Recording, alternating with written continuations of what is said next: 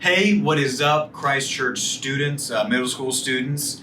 If you don't know me, my name is Clayton, and I am the student pastor at the River City campus.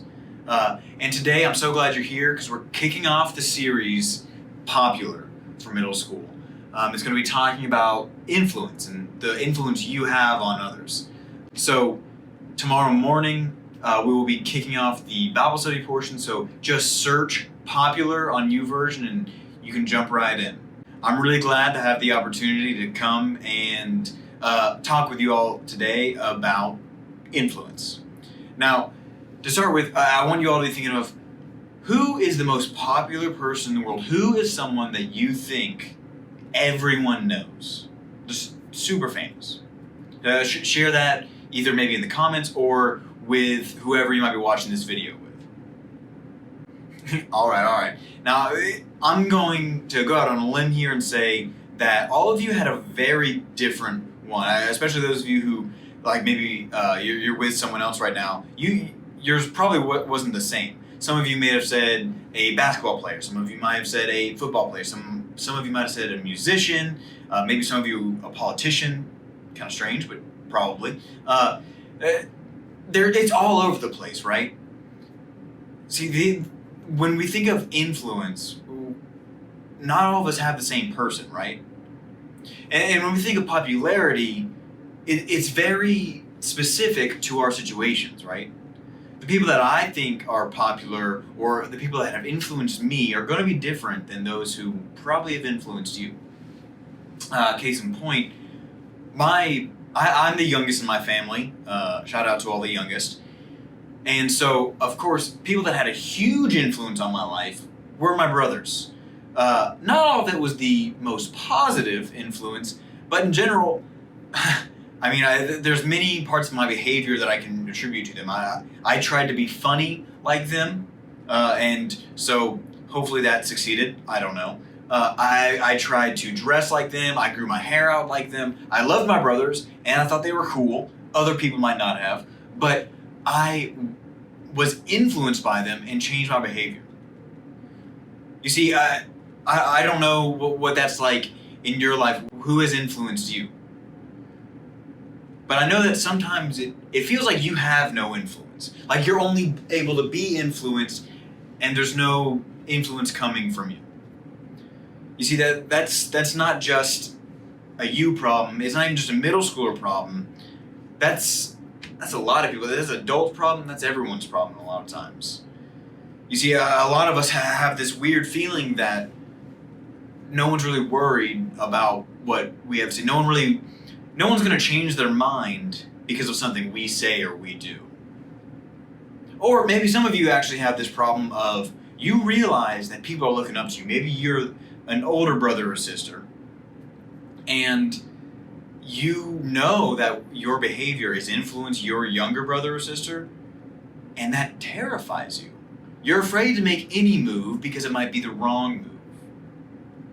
See, I understand that as well because, well, there's been times that I know that I've been in a position of influence and I know I need to make the right decision, and it's scary. Sometimes we even have that influence and we don't think we should. We just think, oh, this is not for me, right? You see, this is something a lot of us face is, am I influential? If I am influential, am I doing the right thing? See, thankfully, we've got this book called the Bible, and it hits on pretty much any subject that you need to talk about. So we're going to look in the Bible.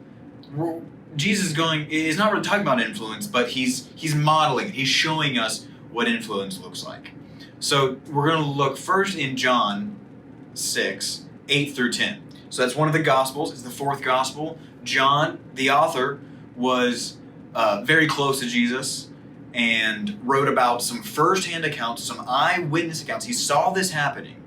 All right? So this might even be a story that many of you are familiar with. If you're not, that's fine. We're going to jump into it. So to set the scene, we've got Jesus, and he decided to walk over to a large hill or mountain, and I don't know, maybe like 10,000 people followed him because he was a pretty good speaker. So he's like, okay, I guess I'll teach him. Teaches him for a while, and then it gets later, and maybe about 5 o'clock. That's when your tumbly starts rumbling, right? That's when you start getting hungry. You need some dinner, and the disciples look to him and are like, "Hey, Jesus, did you bring snacks? Because I didn't." And they all kind of look around. Oh, dang it! And so Jesus tells them, "Hey, go see. Let's see if we can find some food around here. Let's see if anyone brought anything." So. That's where we're starting. John 6, verse 8. Then Andrew, Simon Peter's brother, spoke up. There's a young boy here with 5 barley loaves and 2 fish. What good is that with this huge crowd? Let's stop here. Have you ever brought some food into class and your teacher said, "Is there enough for everybody?" You see, I remember that happening to me a lot, and most of the time I'm looking at my tiny snack-sized bag of M&Ms, and the answer is no. These 12 M&Ms are not enough for this 30-person class. Clearly, it's not. See, that's kind of what's going on here. This kid comes up. The disciples have gone into the crowd, and this kid comes up. He's like, "Hey, I packed a lunch." For some reason, no one else in this 5,000-person crowd packed a lunch, but so he did. He packed his lunch, his dinner, whatever, and it was just 5 barley loaves and 2 fish. Now you got to think this is a young boy, probably even middle school age. He's got his food, and instead of just eating it, he realizes there's a problem, and he moves up and does something with it. But the immediate response is, what good is that with this huge crowd? But see, Jesus actually knows what good that is for this huge crowd. So he says, "Tell everyone to sit down." So they all sat down on the grassy slopes. The men alone numbered 5,000. Again, huge crowd. The men alone, the men who are probably bringing their families, you've got to assume over 10,000 people are here. And their food source is 5 loaves and 2 fish. You see, what's interesting here again is that this boy, this probably middle school age kid, he walked up with what he had. You see, sometimes in our lives, we think that what we have is not enough. We think that what we have is worthless, so we don't even bring it up, right? We don't want to raise our hand. We don't want to say, "Well, I have something to say." Because we think it's just going to be ignored. We think it's going to be called, "What good is that?" But see, that's what's different here. What happens in the story and what can happen with your life is we need to be speaking up and we need to be bringing this stuff to Jesus because He knows what good it is. He knows the good that is in you, the things that you are good at, and the ways that you can influence people. He knows that that is good and that can change lives. So let's keep reading. Then Jesus took the loaves, gave thanks to God, and distributed them to the people. Afterward, He did the same with the fish. And they all ate as much as they wanted. After everyone was full, Jesus told the disciples, "Now gather the leftovers so that nothing is wasted." So they picked up the pieces and filled 12 baskets with scraps left by the people who had eaten from the 5 barley loaves. Holy goodness.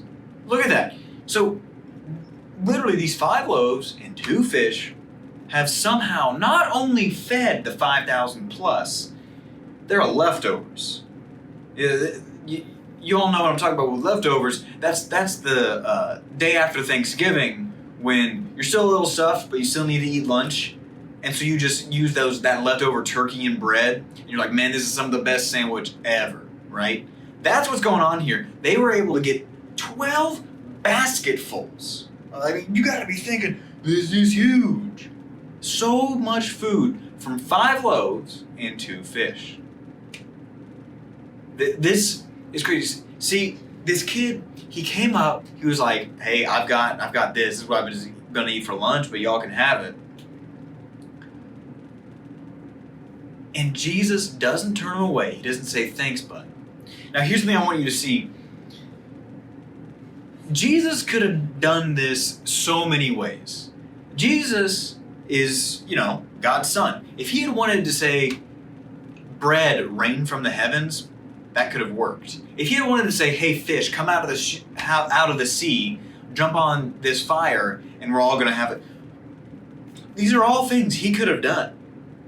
But what he chose to do is use what this kid, this student, had to make a miracle.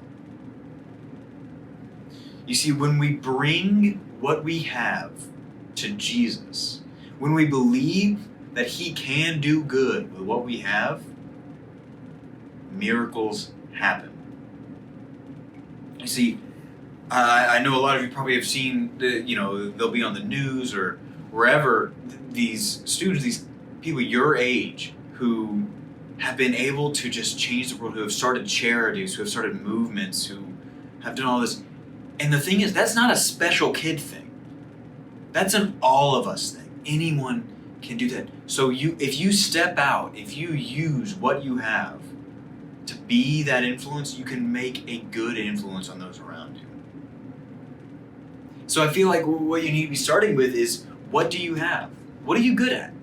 Are you good at telling jokes? Okay, you can use your humor to influence people to gather friends and have good humor and not nasty humor. And be able to change how people see the humor and be able to change how people talk about things. Maybe you're really good at sports. You can be on your team and be that influence, be that person that makes it so. Why? So that makes it so that that team has a bunch of people who love Jesus on it. You might be in a club. There's so many things that you might be good at. I want you to hear this, students, is that bring what you have and Jesus will multiply it.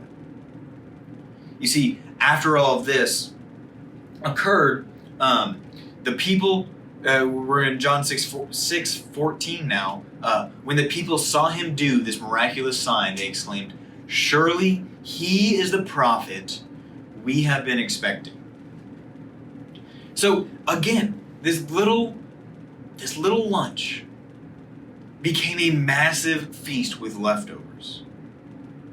Your quote unquote little ability, talent, whatever, has the potential to be a miracle. That's what I want you to be getting out of this.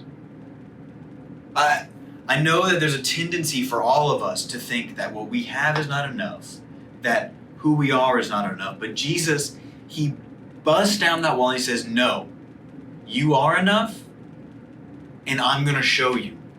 Through me, you are enough. So if you have accepted Christ and you bring these things to him, this is what he will do. So as we wrap up, what I want you to be thinking about now and throughout this week, and hopefully bringing it up in your small groups whenever you meet, is what influence do you have that could help people know Christ? We're going to pray really quick and then I'll let you all go. Lord, thank you so much for today. Thank you for influence. Thank you for this super awesome story about how just a little lunch became a massive feast. Lord, I know that you have placed me and you have placed all these students into the lives of each other and of others that they are influencing. And I pray, God, that you multiply their influence, that you make something good out of it, that Lord, people are fed by the talents and the gifts you've given these students. I pray for courage for them, that they do step forward, that they present their skills before you so that you can use them for your glory and your kingdom. Lord, we love you so much. Thank you for your incredible love and your goodness. Thank you for your gifts. Just thanks for being good, God. We love you, Lord, so much. In Jesus' name, amen. All right, that's it for me. I really hope you all have a good week. Don't forget to like and subscribe at the bottom here. I love you all, and I'll see you soon. Bye.